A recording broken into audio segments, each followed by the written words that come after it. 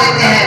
جو مصیبت زدہ لوگ آتے ہیں اللہ ان کی مصیبتوں کو حل کر دیتے ہیں، جو رزق کے طلب کے لیے آتے ہیں اللہ ان کی رزق میں وسعت پیدا کر دیتے ہیں،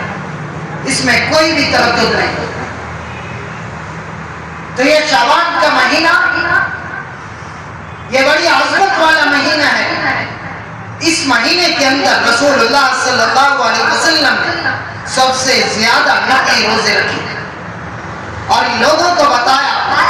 کہ میں روزے اس لیے رکھ رہا ہوں تاکہ جو آنے والا اللہ کا مہمان مہینہ آ رہا ہے میں اس کا انتظار کے لیے، اس کی تیاری کے لیے میں یہ روزے رکھ رہا ہوں، اور امت کو یہ سبق دے کر جا رہے ہیں کہ اللہ کے رسول صلی اللہ علیہ وسلم نے بتلایا کہ اس مہینے کی تیاری پہلے سے شروع کر دینی ہے، تاکہ ایک مہینہ عظمت والا مہینہ ہے جس کے بارے میں اللہ رب العزت نے خود ارشاد فرمایا باقی مہینے آپ کے ہوں گے لیکن یہ مہینہ میرا رب کا مہینہ ہے، اس کا بدلہ میں خود رب عطا فرماؤں گا۔ یہ مہینہ بڑا عظمت والا اور اس مہینے کے اندر اس کی تیاری کی جاتی ہے۔ قرآن کے اندر اللہ رب العزت نے دو لفظ ارشاد فرمائے، ایک صوم کا لفظ ہوتا ہے، ایک صیام کا لفظ ہوتا ہے۔ صوم کہتے ہیں منہ کے بند کرنے کو، روزہ رکھنے کو۔ صیام کے بارے میں دو باتیں آتی ہیں، یہ صیام ایک جمع کا لفظ بھی آتا ہے اور یہ مصدر بھی ہے۔ جب اس کا معنی جمع کا کیا جائے تو پھر اس کی بات یہ آئے گی کہ تمام پر روزہ فرض ہوگا، روزہ رکھو، لیکن جب مصدر کا معنی کیا جائے تو اس کا معنی تھوڑا سا الگ ہو جاتا ہے۔ صیام کا معنی ایک معنی یہ ہے کہ صوم کا معنی بھی منہ سے بند کرنا، کھانا پینا بند کر دیا جائے، یہ بھی ایک روزے کے معنی میں آتا ہے۔ صیام کا ایک معنی یہ بھی آ جاتا ہے، لیکن دوسرا معنی اس کا یہ ہے کہ وہ آپ کے آنکھوں کا روزہ ہو، آپ کے ہاتھوں کا روزہ ہو، جھوٹ کا روزہ ہو، آپ کے کینہ بغض کا روزہ ہو، آپ کے حسد کا روزہ ہو، سود چھوڑ دیا جائے، تول ناپ میں کمی نہ کی جائے، کاروبار تجارت معاملات یہ سارا کا سارا اس طریقے سے کیا جائے جیسے اللہ کے رسول صلی اللہ علیہ وسلم سکھلا کر۔ صیام کا ایک معنی ہے۔ ایک روزہ اسے نہیں کہا جاتا کہ آدمی ایک منہ بند کر لے، سارا دن کھانا پینا چھوڑ دے لیکن پھر بھی جھوٹ بھی بولتا رہے، بے غیرتی بھی کرتا رہے، شرم بھی حیا بھی نہ ہو، اس وقت نبوت پر ڈاکہ بھی ڈالتا رہے، سنت کو ترک کرتا رہے، رسول اللہ صلی اللہ علیہ وسلم کے نافرمانی کرتا رہے، اللہ کے حکم کو توڑتا رہے، پھر بھی کہے کہ میں مسلمان ہوں، اللہ کے مہمان کی قدر نہ ہو، سینے کے اندر عظمت نہ ہو، محبت رسول نہ ہو، اللہ کے احکام کی محبت نہ ہو، فرمایا یہ محبت نہیں ہے، اسے صیام نہیں کہتے۔ صیام کا معنی یہی ہے، اس مہینے سے پہلے اس کا استقبال۔ شان دیکھیے اس مہینے کی، اللہ رب العزت اس مہینے میں جیسے ہی چاند نظر آتا ہے حکم فرما دیا جاتا ہے کہ جہنم کے دروازے بند کر دیے جائیں، اور اس مہینے کی عظمت سے بند ہو جاتے ہیں۔ شیاطین، سرکش شیاطین، ان کو جکڑ کر زنجیروں سے باندھ کر ان کو سمندر کے اندر ڈال دیا جائے، لیکن پھر بھی ایک سوال باقی رہتا ہے، وہ سوال یہ ہوتا ہے کہ ہاں جب بھی شیطان باندھے جاتے ہیں، شیاطین باندھے جاتے ہیں، جکڑے جاتے ہیں، سمندر کے اندر پڑے ہوتے ہیں، پھر بھی انسان ایک گناہ کرتا ہے، پھر بھی جھوٹ بولتا رہتا ہے،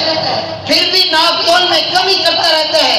پھر بھی لوگوں کو لگاتا رہتا ہے، رمضان جیسے عظمت مہینے میں سود کھاتا رہتا ہے، رمضان جیسے عظمت مہینے میں رہ کر لوگوں کے پیٹ پھاڑتا رہتا ہے، لیکن یہ سارے جرائم کیوں کرتا ہے؟ اس کی وجہ یہ ہے جو سارا سال اس نے گناہ کیے، جو سارا سال اس نے جرائم کیے، جو سارا سال اس نے اللہ کو ناراض کیا، جو سارا سال اس نے سنت رسول کو ترک کیا، فرمایا اس کے بدن کو وہ جز بن گئے۔ اب یہ بدن جز ہے، اب اس کی غذا بنے ہوئے، جب تک وہ کرتا نہیں اس وقت تک اسے سکون نہیں آتا، اسے راحت نہیں آتی، اسے چین نہیں آتا۔ اس راحت اور سکون کے لیے تو یہی فرمایا گیا کہ اس مہینے سے تیاری کی، توبہ کر لیجئے، اللہ کو راضی کر لیجئے، توبہ ایسی توبہ کیجئے کہ اللہ کی ذات کو ترس آ جائے۔ رب العالمین فرشتوں کو بلا کر کہیں کہ میرا بندہ آج میرے ساتھ صلح کر رہا ہے، میں رب اس کے ساتھ صلح کر رہا ہوں، تم بھی گواہ ہو جاؤ۔ وَإِذْ قَالَ رَبُّكَ لِلْمَلَائِكَةِ إِنِّي جَاعِلٌ فِي الْأَرْضِ خَلِيفَةً۔ اللہ رب العزت نے یہی اعلان فرمایا کہ دیکھو میں اپنے بندوں کو اپنا نائب بنا رہا ہوں۔ فرشتوں سے اعلان کرا، فرشتوں نے پھر اعتراض کیا، اے باری تعالیٰ یہ تو فساد کریں گے، دنیا کے اندر جھوٹ بولیں گے، تیری نافرمانی کریں گے، تیرا حکم جاری ہوگا، تیرا نام بلند ہوگا، مؤذن کہے گا اللہ اکبر اللہ اکبر، اللہ سب سے بڑا ہے، حی علی الصلاۃ حی علی الفلاح، بھاگتے ہو دوڑتے ہو، کامیابی دین میں ہے، دکان میں تجارت میں کامیابی نہیں، کاروبار میں کامیابی نہیں، ملازمت میں کامیابی نہیں، کامیابی اللہ کے حکم کو پورا کرنے میں ہے، لیکن پھر بھی انسان لگا ہو مایا کہ نہیں۔ دیکھو اپنی عظمت کو پہچانو کہ اللہ نے ایک تو اپنا نائب بنایا اور دوسرا کہنا فرمایا اللہ نے اپنے حبیب کا ہمیں اپنا نائب بنایا۔ مایا اس مہینے سے پہلے توبہ کر لو، مہمان جب اللہ کا آئے تو اس وقت دھلے ہوئے، جسم پاک ہو، کپڑے پاک ہو، جسم سے پاک سے مراد یہی ہے کہ جسم پر گناہ کا کوئی داغ نہ ہو، جھوٹ کا داغ نہ لگا ہوا ہو، نفع کی تجارت میں جو دیکھ کر لوگوں پر ظلم کرنے کا داغ نہ ہو، زنا کا داغ نہ ہو، لواط کا داغ نہ ہو، کسی پر ظلم نہ ہو، کینہ کا داغ نہ ہو، بغض کا داغ نہ ہو، انہی سارے داغوں کو دھو کر ایک رب کو راضی کر لیجئے اور اس کا استقبال ایسے کیجئے جب وہ آئے تو وہ خوش ہو کر جائے، ایسا استقبال کرنا چاہیے۔ اللہ کی ذات تو غفور الرحیم ہے، بڑے بڑے جرم کرنے والے دھرتی کے اندر آئے لیکن جب انہوں نے توبہ کی تو اللہ نے سارے گناہ معاف کر دیے۔ پیچھے ایک مہینہ گزرا جسے رجب المرجب کہا جاتا ہے اور اس مہینے کے اندر معراج ہوا، آپ نے واقعات سنے ہوں گے۔ جب اس مہینے کے اندر معراج ہوا تو اللہ کے رسول صلی اللہ علیہ وسلم اللہ کے نزدیک گئے تو اللہ رب العزت نے فرمایا اے میرے حبیب قریب ہو جا، مزید قریب ہو جا، مزید قریب ہو جا۔ علماء لکھتے ہیں ایسے بیٹھے تھے جیسے دو آدمی آپس میں بیٹھتے ہیں، گھٹنا گھٹنے کے ساتھ ملا ہوا ہوتا ہے۔ اللہ اپنے حبیب کو اس طریقے سے قریب کر کے اللہ اپنے حبیب سے باتیں کر رہے ہیں۔ اس وقت بڑی عجیب بات ہوئی تو اللہ کے رسول نے فرمایا اے الہ العالمین ربنا لا تؤاخذنا ان نسینا او اخطأنا، اللہ یہ میری بھولی بھالی امت ہے، گناہ بھی کر لے گی، چوک جائے گی، ظلم بھی کر لے گی، ستم بھی کر لے گی، اے اللہ جب تیرے در پہ آ جائیں تو انہیں معاف کر دینا۔ اللہ نے کیا فرمایا؟ میرے ابھی پریشان ہونے کی بات ہے، اگر یہ 100 سال کا روڑا ہی سر کانپتا ہوا کیوں نہ آئے، اگر اسے گھر والے دھکے دے دیں، بیر محلے سے نکال لیں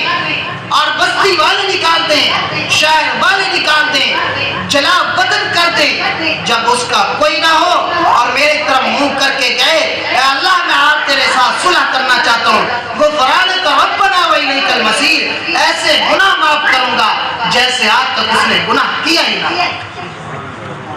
گناہ کیا ہی نہ۔ بنی اسرائیل کے دور کے اندر ایک آدمی بڑے جرائم کرتا، بستی والے موسیٰ علیہ السلام کے پاس آ کر کہنے لگے کلیم اللہ بڑا ظلم ہو گیا، یہ آدمی باز نہیں آ رہا، روزانہ چوریاں ڈکیتیاں کرتا ہے، اب اس کا کیا علاج کیا؟ بلایا سمجھایا گیا، کہا کہ آئندہ گناہ نہیں کروں گا، چلا گیا، پھر چوری ڈکیتی کر لی، پھر بلایا، کہا جی توبہ آج کے بعد نہیں کروں گا، پھر بلایا گیا، جب تیسری مرتبہ بلایا تو فیصلہ ہوا کہ اس کو بستی سے باہر نکال دیا۔ جب بستی سے باہر گیا تو ایک جنگل کے اندر پڑا ہوا،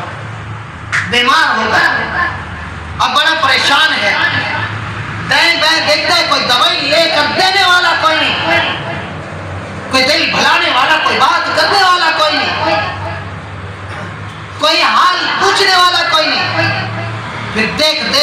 سے سر اٹھایا اور یہی بات کی، اے اللہ آج یہ تیری ذات ہے یا میری ذات ہے؟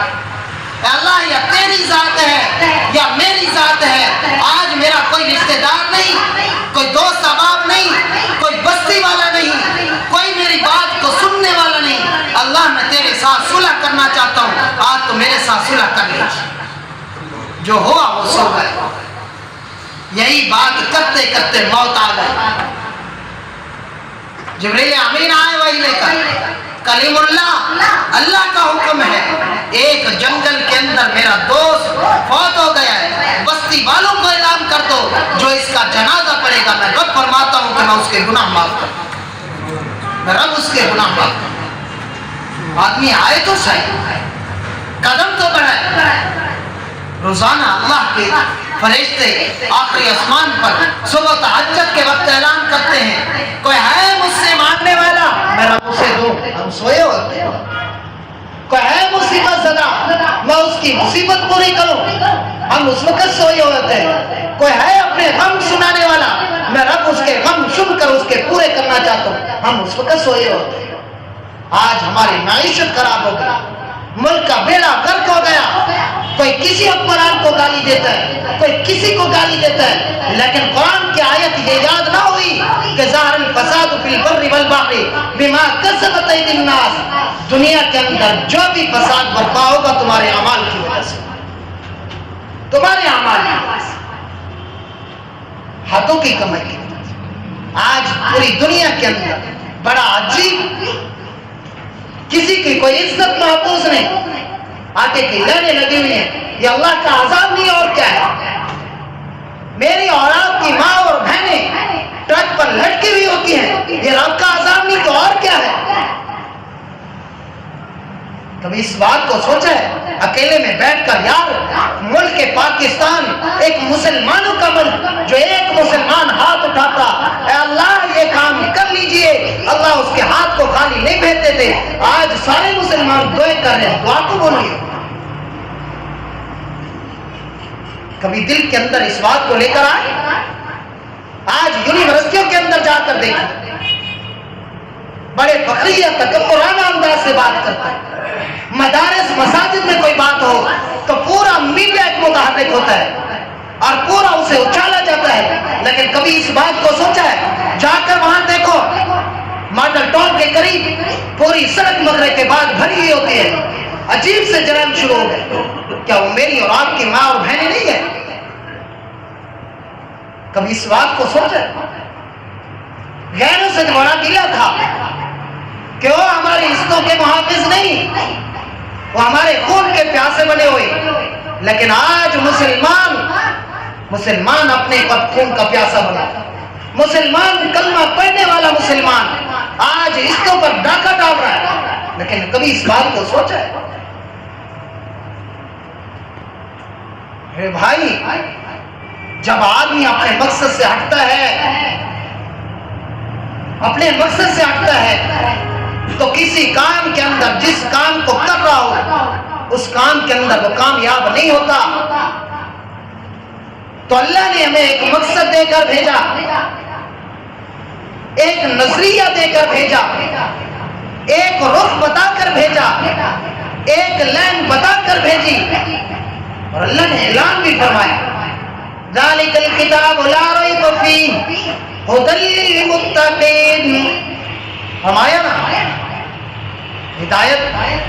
قرآن موجود ہے لیکن پھر بھی غائب ہے، حدیث موجود ہے پھر بھی غائب ہے، صحابہ کی زندگیاں موجود ہیں پھر بھی غائب ہے۔ جب میرا اپنا نظریہ ہوگا، میرا اپنا دین ہوگا، میری اپنی سوچ ہوگی، ہر آدمی جو ہے نا، آج تک تو ویسے مفسر ہے، ایک سکول پڑھا،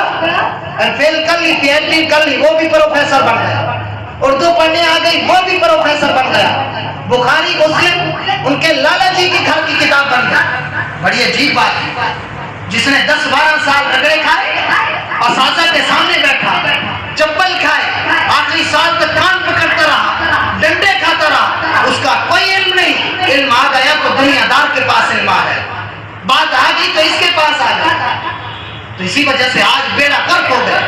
لوگ جس کا جیسا جی چاہتا ہے سنت کو چھوڑ دیا, ختم نبوت پر ٹاکا لگ گیا, صحابہ پر تبرہ ہو گیا, اہل بیت پر تبرہ ہو گیا, قرآن دور ہو گیا, اپنے مقصد کو بھول گئے. پھر بات یہی ہوئی کہ جی بات تو یہ ہے کہ اس طریقے سے چلنا ہے.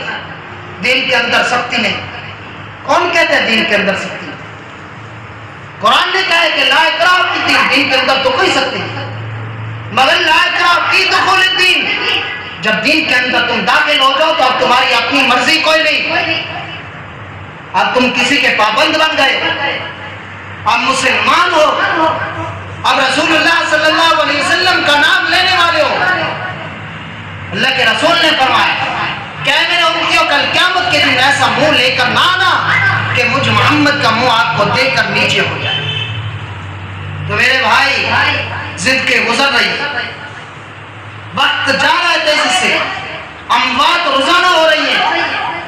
لیکن ہم اپنے بارے میں سوچیں کہ آج تک ہم نے کیا پایا اور کیا کھویا. دنیا تو بن رہی, چلے گی, آپ چلے جائیں گے, پیچھے اور آ جائیں گے, یہ سلسلہ جا رہا ہے, چلتا ہے. لیکن جو دنیا سے گیا آج تک کوئی واپس آیا؟ آج تک کوئی نہیں آیا. دنیا کے جانے کے بعد کیا توشہ ہے؟ کچھ ہے ہمارے پاس جسے ہم اللہ کو دکھا کر کہیں کہ اے باری تعالیٰ میری نماز ایسی نماز تھی جیسے تیرا حبیب سکھلا کر گیا, میں نے جھوٹ نہیں بولا تیری رضا کی خاطر, میں نے تجارت ویسے کی جیسے تیرا حبیب سکھلا کر گیا, میں نے سود نہیں کھایا تیرا حبیب منع کر کے گیا, میں نے ظلم و ستم نہیں کیا تیرا حبیب منع کر کے گیا, میں تو وہ کام کرتا رہا جو تیرا حبیب بتلا کر گیا. کسی کے پاس ہے تو آج میری خوشی اور غمی وہ ساری شیطان کے کہنے پر ہے, شیطان کو خوش کرنے کے کہنے پر ہے, لیکن رحمان کو خوش کرنے پر ہے. تو میرے بھائی یہ مہینے کا مقصد یہی ہے کہ جو اللہ کا مہمان آنے والا ہے وہ مہمان وزیر اعظم کا نہیں, وہ مہمان کسی ملک کے بڑے کا نہیں, وہ مہمان رب العالمین کا ہے, جو پوری کل کائنات کا مالک ہے, جو پوری کل کائنات کا مالک ہے, جو پوری کل کائنات کا خالق ہے. اس مالک الملک بادشاہوں کے بادشاہ کا مہمان آ رہا ہے, اس کا استقبال کیجیے, اس کا استقبال کیجیے. جتنے دن باقی ہیں ابھی سے توبہ کر لیجیے, اپنے گناہوں کو چھوڑ دیجیے کہ آج کے بعد میں اللہ کے حکم کو نہیں چھوڑوں گا, میں رسول اللہ صلی اللہ علیہ وسلم کے فرمان کو ترک نہیں کروں.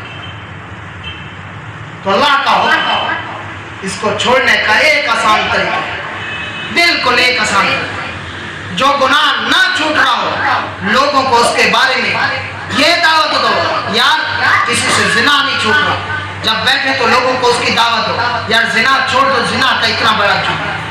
نماز دل نہیں کرتا پڑھنے کو, نماز کی دعوت دو, یار نماز پڑھا کرو, نماز کے اندر بھلائی ہے, روزی کی برکت ہے. جب یہ دعوت دو گے, بار بار تم دعوت دیتے رہو گے, اللہ آپ کو توفیق عطا فرمائے.